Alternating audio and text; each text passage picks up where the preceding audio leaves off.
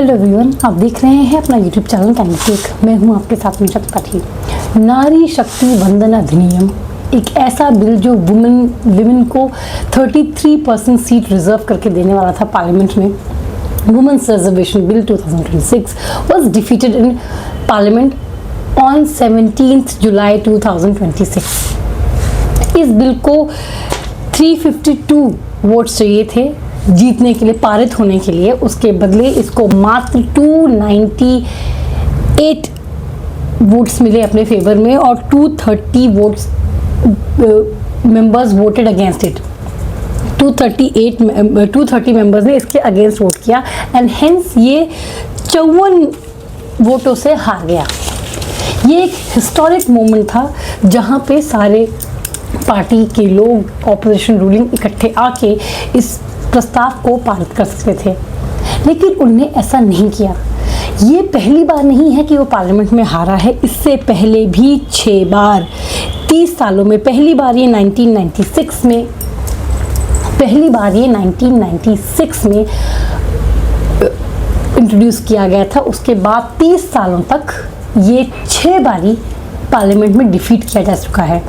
RJD और राष्ट्रीय जनता दल है और समाजवादी पार्टी जैसे जो डीपली पेट्रियार्कल पार्टीज हैं, वो इस प्रस्ताव को पारित नहीं हो देना चाह रही थी। मोर ओवर जो मेल एमपीज थे उनको लग रहा था कि जो रोटेशन होगी इस वुमेन रिजर्वेशन बिल की वजह से, रोटेशनल बेसिस पे रिजर्वेशंस के लिए जो सीट रोटेट की जाएंगी उसमें उनका नंबर, उनकी सीट्स उनको नहीं मिलेंगी एंड हेंस वो इस बिल के लिए अगेंस्ट थे और बार बार हराए जा रहे थे। फाइनली 2023 में, तब भी मोदी जी की ही सरकार थी, उन्होंने किसी तरीके से दोनों सब ऑपोजिशन को इस बात के लिए मना लिया कि प्लीज़ इसको पारित होने दीजिए।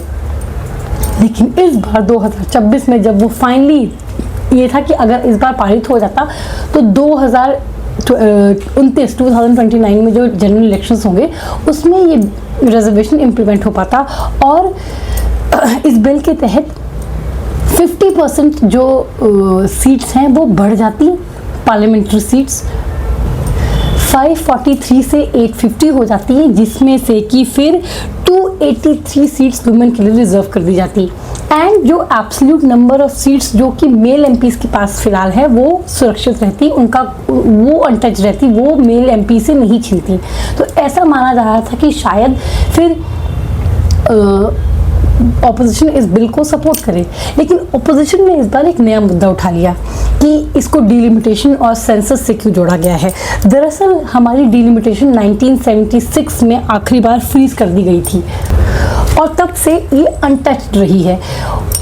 जो प्रावधान था कि वो 2011 में इस फ्रीज को हटा देंगे एंड वापस हमारे इलेक्टोरल मैप को रीसेट करेंगे, लेकिन ये फ्रीज को फिर एक्सटेंड कर दिया गया और 2026 कर दिया गया और आज की तारीख में हम 2026 में खड़े हैं और फिर से इन्होंने डिलिमिटेशन को मुद्दा बना दिया कि नहीं, डिलिमिटेशन नहीं होना चाहिए। पहली बात तो मैं आपको बता दूं कि ये जो 1976 का डिलिमिटेशन था ये भी एंटी डेमोक्रेटिक था। ऐसा कहीं नहीं हुआ है कि आपने पॉलिटिकल रिवॉर्ड दिया हो कुछ ऐसी कम्युनिटीज़ को जिन्होंने बर्थ कंट्रोल सक्सेसफुल जहां रखा हो। ये किसी और डेमोक्रेसी में ऐसा प्रेसिडेंट नहीं है कि आप रिप्रेजेंटेशन इस बात पे फ्रीज कर दे रहे हैं क्योंकि उन्होंने वो फैमिली प्लानिंग करने में सक्सेसफुल रहे। This is the violation of democratic principle and this violation of democratic principle seems to be the new principle।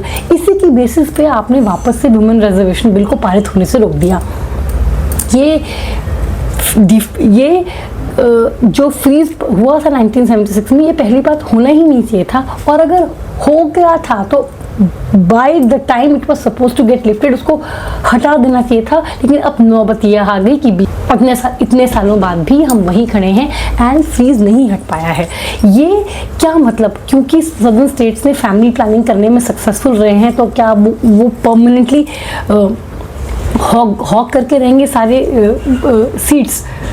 कभी भी हमारा डिलिमिटेशन नहीं होगा, फ्रेश कंसेंसस के हिसाब से हमारी जो सीट्स की डिलिमिटेशन है वो अल्टर नहीं होंगी। ये कहाँ देखा है आपने? ऐसे तो फिर जो बिलियनर्स हैं वो ज़्यादा टैक्स पे करते हैं, गरीब आदमी से, आम आदमी से ज़्यादा वो लोग टैक्स पे करते हैं, तो क्या इसके बदले में वो कोई एक्स्ट्रा वोटिंग राइट या कोई भी राइट डेमोक्रेसी में मांग सकते हैं? अगर सदर्न स्टेट्स की डेमोक्रेसी की फैमिली प्लानिंग सक्सेसफुल रही तो उसके बदले में वो बहुत ज़्यादा इकोनॉमिकली प्रोग्रेस किए हैं, इकोनॉमिकली फ्लरिश किए हैं। उसके बदले में जो पॉपुलर स्टेट है वो उतना अच्छे से इकोनॉमिकली नहीं फ्लरिश किए हैं, तो इकोनॉमिक रिवॉर्ड तो उनको मिल ही रहा है। एडिशनली पॉलिटिकल रिवॉर्ड देने की उनको कोई ज़रूरत नहीं है। This is not right, this is a wrong president. और उस रॉन्ग प्रेसिडेंट को, गलत चीज़ को कायम रखने के लिए ऑपोजिशन ने वुमेन रिजर्वेशन बिल को भी पारित नहीं होने दिया। दरअसल बात यहाँ ये हुई कि ऑपोजिशन, तो आजकल ऑपोजिशन ऐसा हो गया है कि जो मिले उसको बस अपोज करने के लिए अपोज करो। हमारा नाम ऑपोजिशन है तो हम बस अपोज ही करेंगे, मर्जी चाहे मुद्दा जो। जैसे अब मतलब प्रेसिडेंट जो भाषण देते हैं, जो इनॉग्रल सेशन में पार्लियामेंट में जो स्पीच देते हैं उसके खिलाफ भी प्रस्ताव लाते हैं, स्पीकर के खिलाफ प्रस्ताव लाते हैं, चीफ इकोनॉमिक कमिश्नर के खिलाफ प्रस्ताव लाते हैं, हार जाते हैं। उन्होंने सोचा यही था कि हम हाय हाय हाय हाय करेंगे, हार जाएंगे और फिर हमें तो ऑपोजिशन करना है ना। They didn't think it through. The thing is that they didn't think it through. इनको लगा कि हम अपोज करने के लिए जैसे हमेशा बिना सोचे समझे बिना मुद्दे के अपोज करते हैं वैसे अपोज करेंगे, बिल पारित हो जाएगा और हम तो गवर्नमेंट को अपोज करते हैं, ये काम भी होता रहेगा। इन्हें ये सोचा नहीं कि ये अपोज किसको कर रहे हैं। एंड किस्मत से ये ऑपोजिशन जीत गई, यहाँ पे बिल पार नहीं हो पाया, ऑपोजिशन जीत गई एंड गवर्नमेंट की हार हो गई। और अब ऑपोजिशन के पास एक ऐसी जीत है जिसको लेके वो सरेआम खुश भी नहीं हो सकता, सेलिब्रेशन भी नहीं कर सकता। इनफैक्ट गवर्नमेंट को एक ऐसा मुद्दा मिल गया है जिसको लेके अब ऑपोजिशन के खिलाफ वो हर बारी में बोलेंगे कि इन्होंने औरतों का हक मार लिया। आखिर अमित शाह ने कहा था ना कि जो ऑफिशियल बिल है जिसमें कि डिलिमिटेशन के बारे में कि हाँ भाई 50% सीट बढ़ेगी और डिलिमिटेशन का जो भी प्रोसेस होगा वो बिल ऑफिशियल कॉपी उसकी रेडी है, 1 घंटे का टाइम दे दीजिए, हम उसको सर्कुलेट कर देते हैं। क्यों नहीं दिया? अगर ऑपोजिशन को ये भी लग रहा था कि government is bluffing, they should have called out their bluff कि ठीक है भाई लाओ करके। 1 घंटे की बात थी, 1 घंटा अगर उनको दे दिया होता तो जो ऑफिशियल बिल जो गवर्नमेंट कह रही थी रेडी है वो सर्कुलेट हो जाता, उसमें कोई कमी बेसी होती तो आप बताते।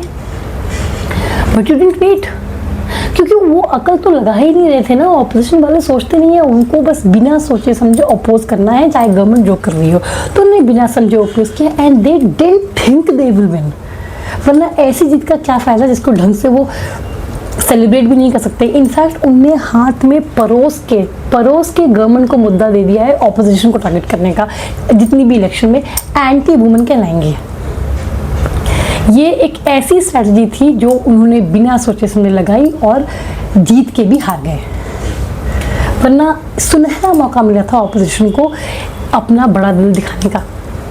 ये आरजेडी और समाजवादी और पॉलिटिकल पार्टीज वाले लोग ये अपनी नेता, अपनी लड़की, अपनी घर की औरतों को तो आगे करना चाहते हैं, लेकिन आम औरतें आगे बढ़ें ये नहीं चाहते हैं। प्रियंका गांधी लड़की हूँ, लड़ सकती हूँ, लेकिन मेरे अलावा कोई लड़की नहीं लड़नी चाहिए, इसीलिए विमेन रिजर्वेशन बिल के खिलाफ खड़ी थी। वरना ये ऐसा बिल है जिसके लिए पार्टी की लाइन ब्लर हो जानी चाहिए थी कि ना ये पारित होना चाहिए। जो 1 घंटा दे देते गवर्नमेंट को, गवर्नमेंट डिलिमिटेशन भी लेके आ जाती, मालूम पड़ जाता कि गवर्नमेंट की नीयत क्या है। 1 घंटा नहीं दे पाए और फंस गए। अब ये एक ऐसा वो है भस्मासुर टाइप सिचुएशन हो गई है उनकी। ये एक ऐसा विन है ऑपोजिशन के लिए जो उनकी हार से ज़्यादा ख़राब है। अगर हार गए होते तो ज़्यादा बेहतर रहता। ये ऐसी विन है, इस विन को न वो निगल सकते हैं न वो थूक सकते हैं। आज के लिए इतना ही, मुझे दीजिए इजाज़त। ऐसे टॉपिक्स पर चर्चा के लिए बने रहे मेरे चैनल कैंडिडेट के साथ। इस वीडियो को लाइक करें, शेयर करें, इस वीडियो पर राय ज़रूर दें। मेरे चैनल को प्लीज़ सब्सक्राइब करें। Next time.